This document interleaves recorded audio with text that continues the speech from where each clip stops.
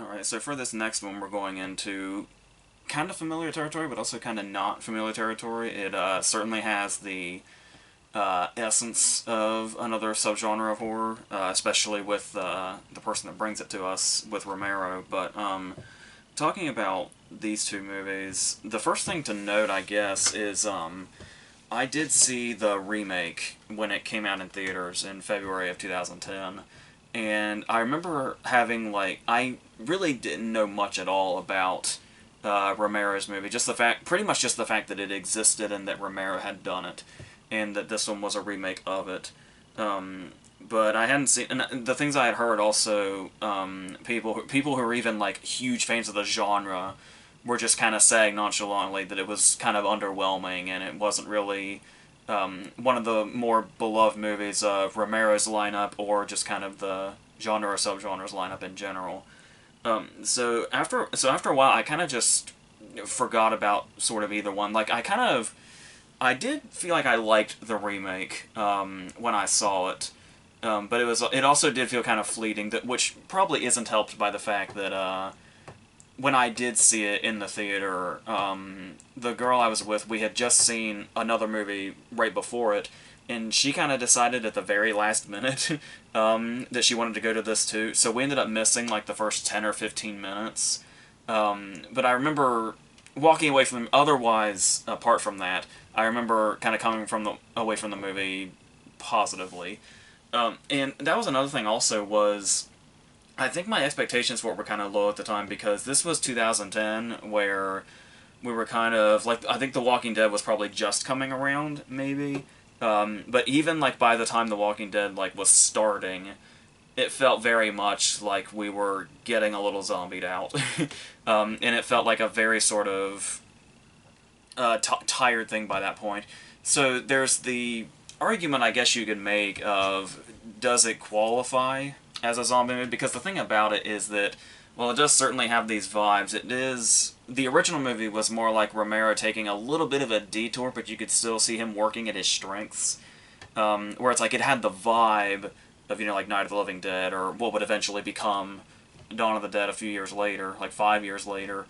But it was a whole different kind of setup with like different kinds of antagonists, but still kind of that's something very similar in the vibe going on, especially with Romero's style at the time, of the very low budget and the actors that weren't exactly professional actors, or most of them, giving it this very sort of real and grounded feel, almost like you were like watching it happen like through your window or something. And so there was something there, but like I said, something different going on entirely, especially where the Crazies themselves appear to be human, where you can't quite see them coming, and there's always going to be that uncertainty of who is one, who isn't, or who is heading in that direction, or who isn't, who's going to soon be a threat, because there's no real physical transformation, as far as like a visible one. So going into the remake, it did feel like they sort of went a little literal with we're adapting a Romero movie. Romero is an executive producer on it. He's credited as an executive producer on it, but that's always one of those cases of you're never quite sure of the extent of the participation of this. We talked about that with Carpenter and the Fog remake. But it did feel like they took the, hey, we're making a Romero movie approach a little too literally, and basically ended up making a zombie movie where you do start to see like physical transformations. They take a while to get there, but they do start to happen. And what I do think is the most interesting thing about this, though, as far as the differences between the movies, isn't even necessarily that, but the fact that it does, what the remake does that I really appreciate is it does something that a lot of remakes don't do, which is try to do something different while not completely straying away from its original. So it did this, actually, I mean, even though you could say the remake feels like a bit more of a generic movie than the original movie, I like the fact that they took the approach of, they basically made the same movie, like the same exact movie, just from a different perspective, where it's, while the remake is from the perspective of like the band of survivors and stuff like that, the original is more from the perspective of like the government and the military and the reaction response to it. The stuff that's happening like almost completely off screen in the remake. With the band of survivors in the original almost feeling like side characters. Like, oh yeah, I almost forgot we're following these people as well. Because we spend so much time with the response, or what, if you want to call it a response. I guess this is also a good time to just go ahead and just sort of end something right here. I know it's in the time we've been living in for the last couple of years. I'm a little surprised, unless I just wasn't, in the right circles or something, or didn't really hear about it. I am a little surprised that these movies didn't make, like, some big comeback, especially through, like, conspiracy nuts and stuff like that. Where it's like, you go back to these now, and it's like, nobody's going to be able to help themselves in saying, oh my god, it feels so familiar, oh my god, it's, oh, it's exactly that, and oh, we were just saying this, and they even, like, there's even a line specifically in the remake where he says, oh, it was either this or a global pandemic, which one did you want? And it's like just hearing those words together. Global pandemic is like, obviously, it's a whole other thing, starting from 2020 forwards. But I'm just tired, and I just really don't want to go into it. So it's like, yes, it's implied, and some people will take it to more extreme measures. Like, there'll be, believe it or not, there will be people that see, people who seem like, we don't know if they're unhealthy or not, being taken out into the streets and shot, and then a flamethrower taken to them. There will be people that say, yep, it's exactly like that. And it's like, shut the fuck up. It's like, I get it. There are definitely comparisons to be made, but let's not go overboard either. And so because of that, because of the danger of that going overboard, I just don't want to really go down this path apart from what we've just said. Like, we're going to end it here. So to talk about the movies themselves, I do think it's also interesting that because we get things from the perspective of the response or lack thereof, there is like an instantaneous factor to the way the original starts, where it does, you could say in its own way the remake is like just starts immediately, but there is like a gradual unraveling of them figuring out what happened. And it's like in the original movie, because of the perspective we're seeing it through, it feels like the movie's just going at 100 like immediately. It does, if you want to talk about perspectives also, it does have a start, like the opening scene before we get to everything else in the original movie.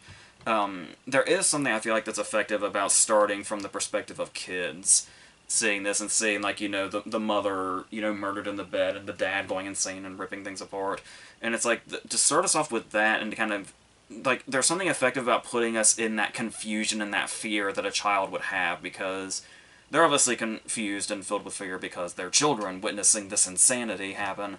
And we as the audience are kind of the same, because we're just kind of dropped into it, and this is our starting point. And it, like, if you're seeing the movie for the first time, seeing it through that outlook, you feel the same way. There's just a confusion and a what the fuck is happening, which can cause a fear to set in. And so that's a really good way to start it. Like I said, as far as toying with perspectives and how exactly we're seeing this and who we're seeing it through, which, like I said, is something that's going to come up a lot when you're talking about comparing one to the other.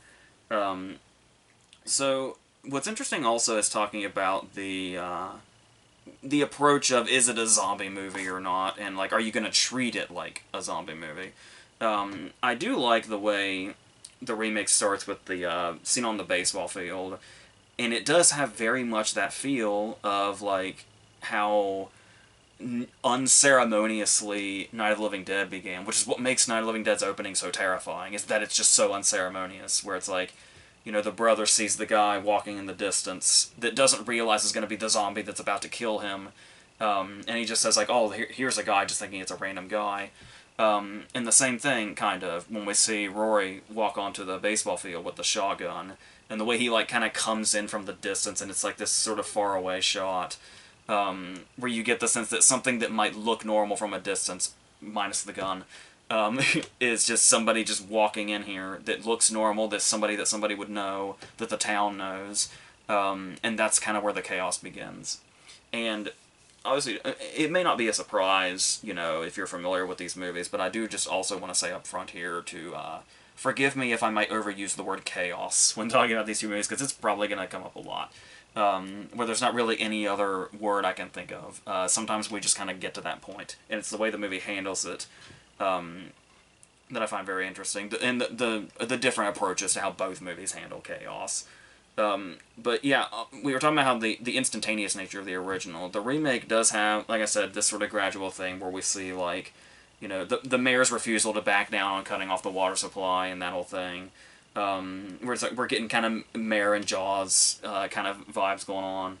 And there's our main character, the sheriff played by Timothy Olyphant, and the fact that he's having to deal with the repercussions of this very public shooting of this guy, and where it happened and who witnessed it and everything, and then his family's reaction to it, and how that's like this whole sort of character-driven thing to start off with.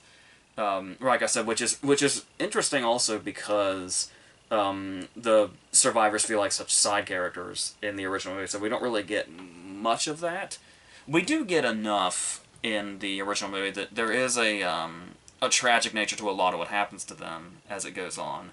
But here we really do set it up like it's kind of from their perspective, and that is something that's going to make the chaos scary, seeing it from their perspective. And not even just when people are getting offed and burned in the streets and that whole thing.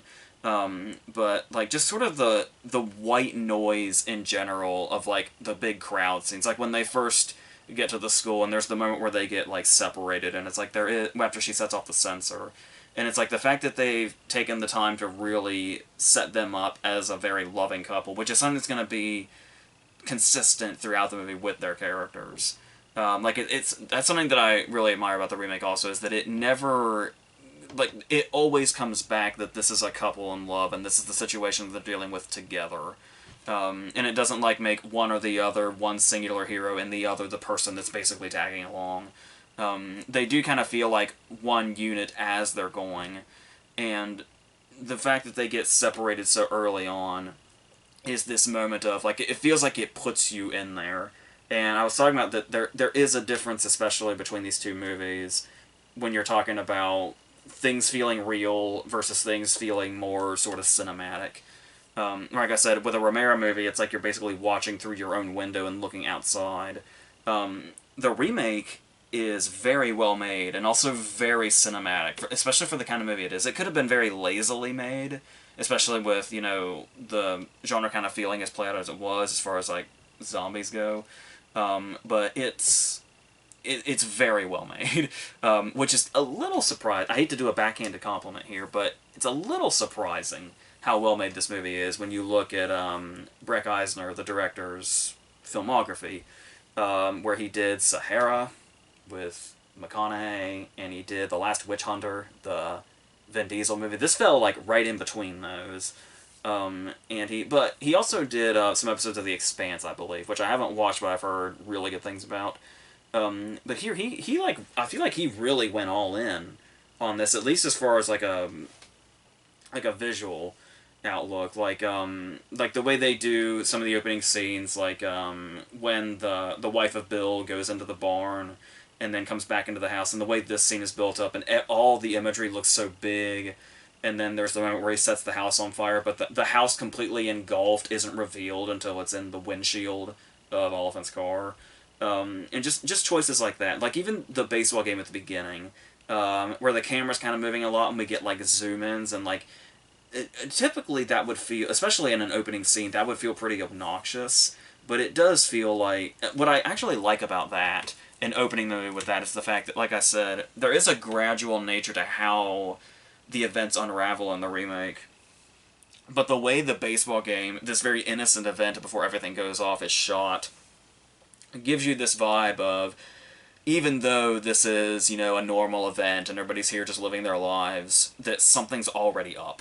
Something's already off. And then setting that up before we see exactly what all is going on, which, like I said, will be revealed over time, is something that I can get behind.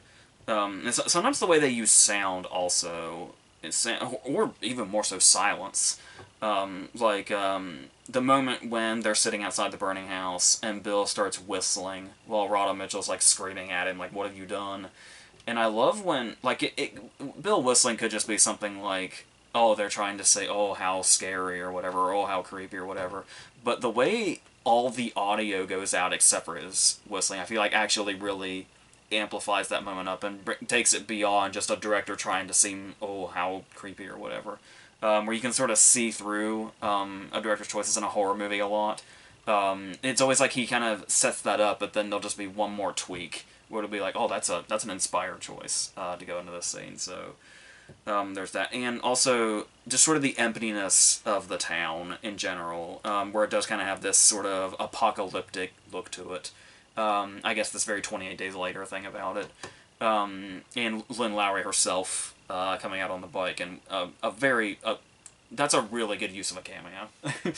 When you want to do like kind of a callback, but you don't want to drive it home too much. That was very well done. I love that appearance. And talking about that, the apocalyptic nature of like us seeing that same thing, that same vibe in the original movie, where there is like where everything sort of feels sort of empty, and there's the moment where we see like it's just fog, but like I said, we're really seeing it from the perspective of the people like the people in the masks and the hazmat suits and all that. So to see them just sort of hanging around and smoking and sort of waiting while this fog is looming, it feels almost just as distant and apocalyptic and isolating as us just literally seeing the empty town from the perspective of the sheriff in the remake. And another thing I wanted to talk about as far as the visuals in the remake was the reveal of the plane is also very well done. And like I said, the way it sets up a dooming factor where we know something is off. Like I said, there's not the immediate nature to it that we have in the original. Which, once again, I'm not saying one choice is better than the other. Both really suit the fact that we're seeing one from the perspective of survivors, one from the perspective of the military and the government and all that. And while we're on the topic of the military and the government and all that, there is a lot to talk about, but also maybe not as much as... I feel not as much as you would think to talk about, as far as the original movie being kind of I guess you could say a satire. I don't even know if it's kind of. Just straight up satire of just when we're looking at the response, and we just see like the chaos and the contradictions and the incompetence, and just the constant blame throwing where it's like, oh, blame it on the doctors, or blame it on the manufacturers, or blame it on the military, and it's just all of this is just bouncing around. Nobody knows what the fuck they're doing, and things are getting worse and worse, and bodies are piling up more and more. I have heard this movie described as subtle. And that's where I kind of feel like stepping in and saying, I don't know about that. Maybe compared to other movies, like I don't think it's so much subtle, so much as just an unexpected approach when you're expecting a typical zombie movie or whatever it is you're looking for, or just a typical horror movie in general. It can be very surprising when you go back to the original movie and you see how much of it is focused on just the whole sort of concept being just everybody's fucking up and making this worse. And like, at least of all, the spread itself and the death itself. It just all comes back to the really poor decision making, and the incompetence and the idiocy. And just sort of calling that out in a way where it's like, I actually feel like another reason I want to, like, I don't want to dismiss, yeah, there's nuances here and there, I'm sure, that you could really pinpoint, but I mean, overall, still, it does feel like it's basically feels like the horror version of Doctor Strangelove, as far as showing exactly how over the top the incompetence could seem, but at the same time, while you're watching it, it's like, yep, I totally believe that's exactly how this would go down, exactly like when you're watching something like Doctor Strangelove. And like I said, I don't want that to sound like I'm talking down to Doctor Strangelove by any means. I don't think anybody would ever do that. But at the same time, like, my point being that I don't think you can call Doctor Strangelove either subtle either. There is, like I said, there's always going to be nuances you can look for sure, but like I said, for the most part, it feels very out in the open about what it wants to say and what it wants to be, and that it's intentionally shouting from the rooftop. It's not like Romero thought he was being subtle or anything like that. It feels like a director that screamed from the rooftops, "Look at these fucking morons," and that's and I can appreciate that. And that's like I said, what we wanted to avoid. Looking at the way things have, there was a time where it could seem over the top and satirical, but it can start to become more and more real and relatable and anything else of that nature. The more that you look at it now, so. And I think what also really works about the original, that I do think the remake went a little too hard on, when I was talking about it, the remake kind of feeling more like a traditional zombie movie, is that the remake is kind of a jump scare factory, or attempts at jump scare, where there's a lot of unthreatening characters popping out, and there's like loud noises. There's one especially embarrassing one in the car wash scene in the remake, where Danielle Panabaker looks out the window and she sees what is probably a crazy lurking out there somewhere. But the thing is that we don't see it. We only see inside the car and her look at the window, and then she reacts like she saw something. And without us seeing out the window at all, just her reaction alone of looking out the window and kind of saying, "Oh my god, something's out there," they added a jump scare noise too. And it's like, that's kind of, like I said, I feel like the remake is very well made, but stuff like that's a little embarrassing, especially when you see, like I said, the perspective of the original movie and how I mean, obviously it's horror in nature, but like I said, the original feels more like satire that ultimately turns into an action movie. Like the last 20 minutes or half an hour or so feel less like they inspired the 2010 movie and more like they inspired the action scenes in Bad Taste, the Peter Jackson movie. So you are going to get different vibes there, but I also like the fact that while the crazies attacking in the remake do feel like jump scare zombie movies or whatever, and like I said, their appearances are changing and all that, I like the moments in the original that are less explosive. Like how the craziness doesn't need to always be explosive. Where like you have the old woman with the knitting needle. And it's like the fact that this whole scene plays out, this whole crazy scene of this murder, but at the same time, just the whole time, this woman looks very grandmotherly, and the only thing that really changes is her expression, and even that is very calm. Like I said, she's got the crazy smile and stuff like that, but that could honestly also be just a grandmotherly smile that's maybe a little off, but not enough for you to think that's literally a horror movie and she's gonna kill somebody with a knitting needle. So taking that, there's also like the piano woman stands out. There's the moment where even amongst chaos, just little things like how there's a whole battle zone here with like crazies and soldiers and stuff like that, and just like right in the middle there's that woman with a broom that's just sweeping nothing. And it's moments like that that really stand out much more than jump out things or zombie attacks in the remake and stuff like that. So that's where I feel like that the original certainly has a bit of an upper hand, but that's not to say that there aren't still great moments when there are actual like big physical threats in the remake. The pitchfork scene is great. Like typically when you see them going after a particular scene or particular image in their marketing, whereas you can see the pitchfork scene is what's like all the posters, and it's the Blu-ray cover here as well.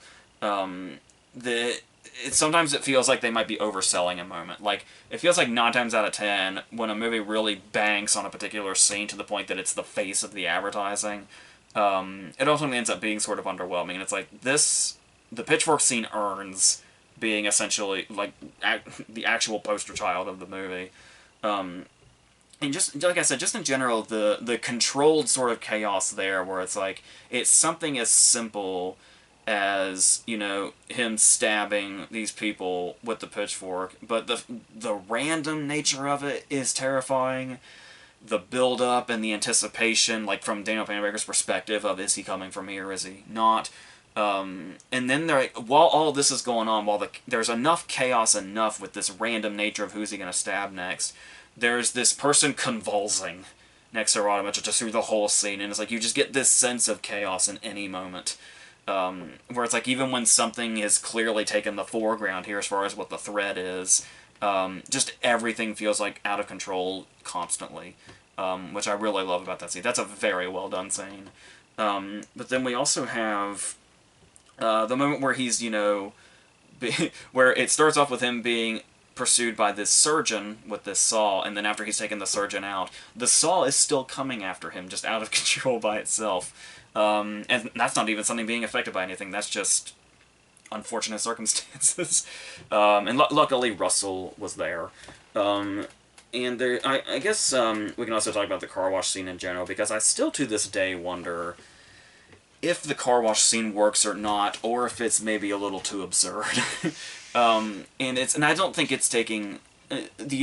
another thing the remake maybe has going against it is the fact that it takes itself pretty seriously, where the original does feel more, like, kind of knowing what it is and putting itself in this sort of absurd situation. And showing the absurdity of the situation regarding how, you know, the people who should be containing this are handling it. But talking about the car wash scene, though, the fact that it does build, like how we do get there logically because we have the helicopter looming over and they have to hide somewhere. And yeah, if you're going to hide a car somewhere and that just happens to be there, that would be a good place, but then you realize it's the kind of car wash that locks you in place. And so that's a very good setup. But then just this idea of the way it plays out, where it does have you in this interesting predicament for this situation where you're both pretty much blind and you're constantly moving, and you don't quite know what's going to come from where. Where it does feel... It is one of those cases where maybe on screen it looks like the situation shouldn't be as chaotic as it is, but then, like, if it was an actual real-life scenario and you were in that car, maybe you'd see it differently. Maybe. I don't know. But it does feel like there's a lot of forced chaos. It's like, I get it the way it plays out and not knowing where the crazies are and stuff like that. And the fact that they can easily break through the windows, I guess, is something. But, like I said, it does kind of go back and forth with how I feel about that. Where, like, how it goes from this salvation from the helicopter to a death trap in itself is one thing. There's Daniel Panabaker's death, which is very abrupt for the major character they're trying to set her up as, where she's yanked out of the car by her neck. And at first, it does look a little ridiculous, especially with the way she kind of goes limp instantly. But then, that ridiculousness does wear off when you realize, oh, the reason it looked like that was because her death was instant. And then that kind of hits kind of suddenly. And it does kind of also play up the sudden nature it would be to lose one of your group. Where it's like, when it is them for a while, and then she dies, and then there's that next shot of just the three of them. The sheriff, Judy, and Russell walking down the street. You do get the sense that, like there's a large portion suddenly missing. Like, going from 4 to 3 makes it look like there's a big difference in the sort of dynamic here now. So it does do that well. But also talking about the sort of straightforward brutality of it, where, like I said, we do get, you know, I feel like the death scenes, the way they're played up, like those ones that are sort of not played up as big, like the knitting needle and stuff like that, that's the stuff that really stands out and feels brutal in the original movie. And in this one, it actually feels more like the brutality of the way people are discarded, like how we introduce Scotty, Daniel Panabaker's boyfriend, pretty much just to off him and his mom right away, and just sort of seeing from the distance and like through that crack in the door, the unceremonious nature of them being gunned down and then just burned immediately. Like, there is definitely a straightforward brutality to that also really stands out. And like I said, that's obviously, the whole thing's gone in the original also, but I said I feel like it's more, the mass death stands out more in the remake, and the individual deaths stand out more in the original. So there is a sort of balance here.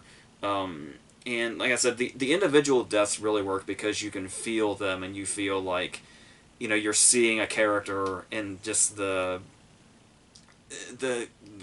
crazy and the terrifying nature of dying in this sort of very confusing way, where it's like this woman that looks very grandmotherly and calm, and then suddenly you're being murdered in this very vicious yet calm way, and it's this very disorienting thing.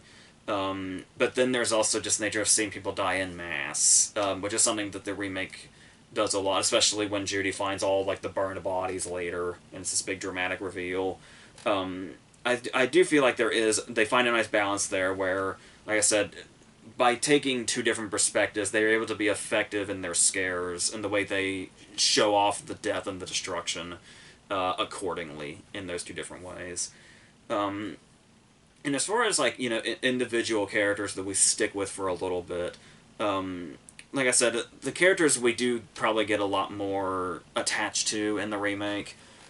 There's some crazy shit going on in the original movie as well. Not even going into really the dad and daughter thing, but yeah, that's also the whole thing. Also, where it's like after a while, you're not really sure who was always twisted and crazy, or if they're turning twisted and crazy because of what's going on, and that kind of uncertainty there. But we kind of see that with multiple characters through this. So they kind of just condense that really just into Russell in the remake, where it is. I do think what they do with Russell is really well done, because it does get to a point where you're not really sure if Russell is sick or if Russell's just reaching a breaking point and snapping.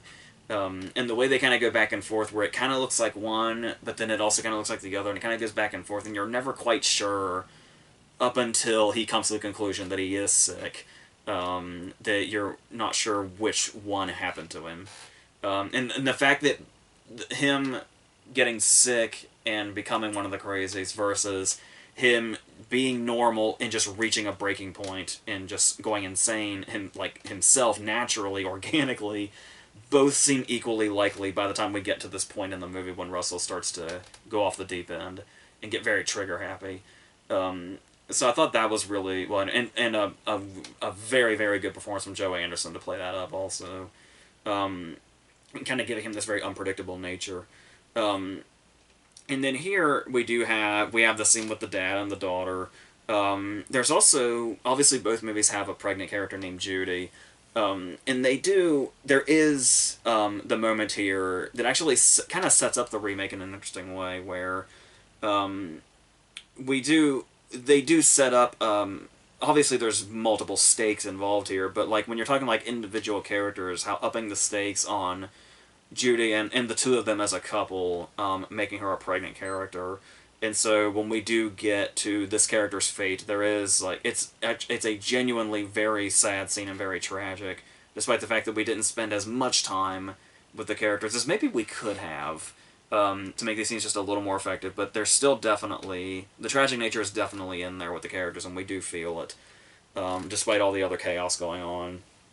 And I like the way that almost sets up this suspenseful nature to the remake, where it's like you see the original movie, and the pregnant character named Judy dies eventually. It sets up this suspense anytime we see Rhoda Mitchell, and it makes her seem like, oh, any minute that could happen. And I kind of like that they turned that on its head and let her survive, and how they kind of put that suspense in you if you're familiar with the original movie, and then kind of gave you the opposite. Was nicely done. But we talked about the Lynn Lowry cameo in the original, or in the remake.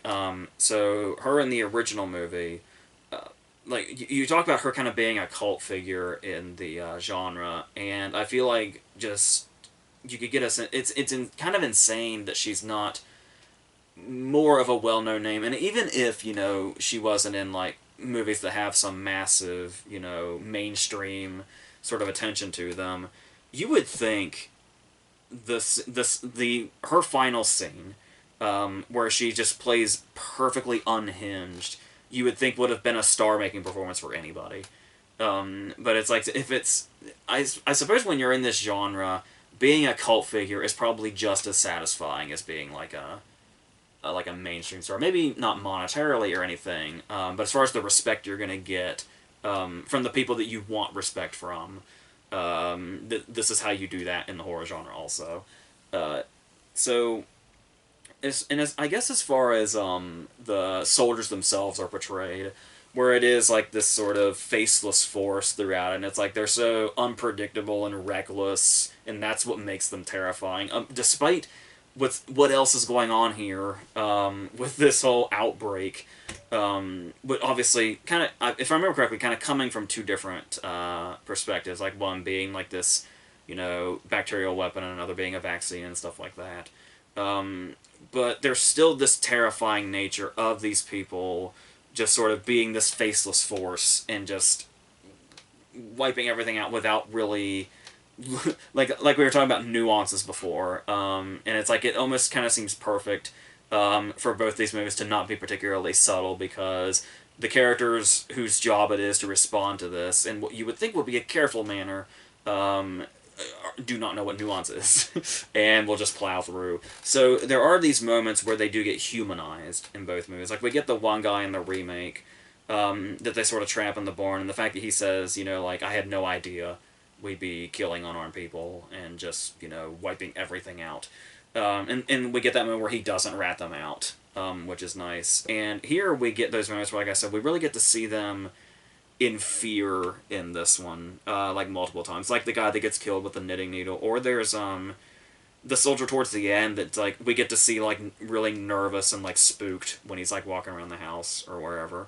And it's like kind of humanizing them a little bit in there, where like it does show you once again, if you're looking at nuance versus broad, we could say we could be like them and say like, oh, it's just a broad thing, where it's like where they say, oh, let's just kill everything. We can say, oh, all those dudes are bad and scary, and it's like, but then when we get these moments where it's like, oh no, they're actually individual people.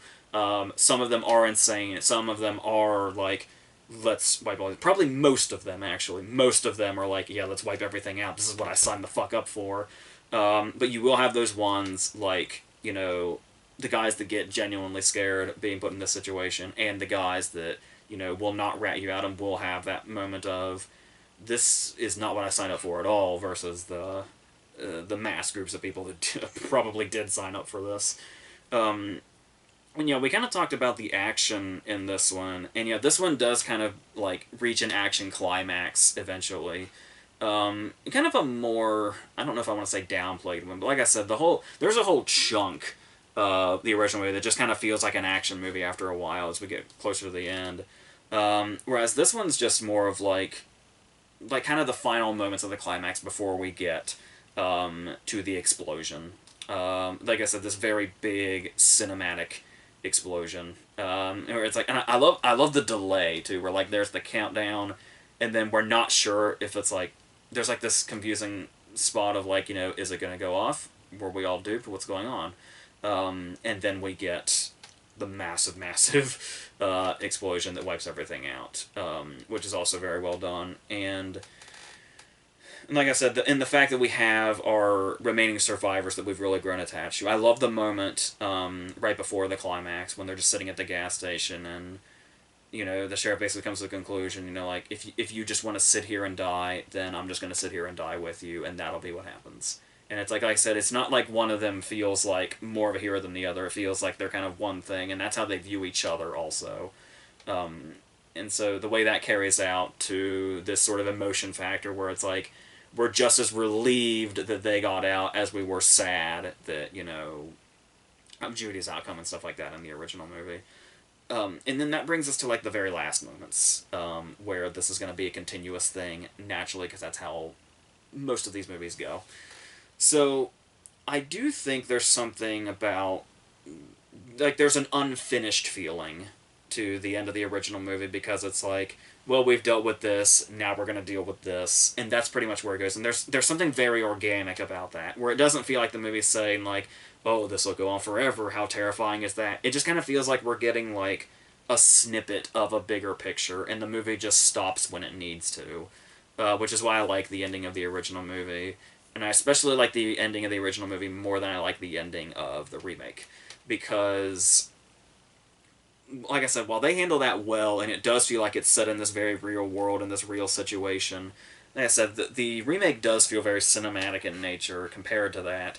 So, as far as it doing the whole cliffhanger ending, where it's like, oh, it's about to get a lot worse, it feels kind of tired and kind of played out the way it was. I actually do feel like the ending would have, the best ending for the remake would have been to cut to black when they were walking towards the city. And I feel like that would have been just as satisfying of an ending, much more of a satisfying ending than the whole, oh, it's going to get bigger, because the whole, oh, it's going to get bigger ending is just what you expect. Like I said, it's played out.